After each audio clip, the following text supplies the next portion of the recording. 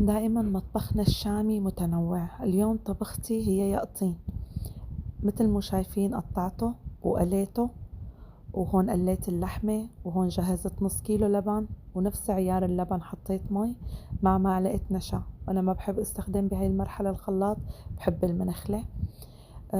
وكمان بدي قلكن فيكن تجيبوا اليقطين الأبيض أو الأصفر، ما في داعي لليقطين الأورانج إذا حبيتوا، لأنه بيعطي حلاوة و وبيصبغ على اللبن، بس أنا بحبه.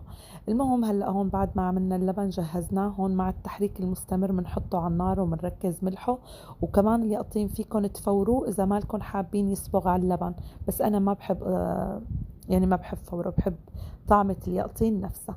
هلا بعد ما نزلت اليقطين واللحمة مثل ما لكم شايفين وتركتها شوي على النار، سكبتها وغيرت شوي عن مود الرز، عملت برغل جنبها. واليقطين من أطيب الأكلات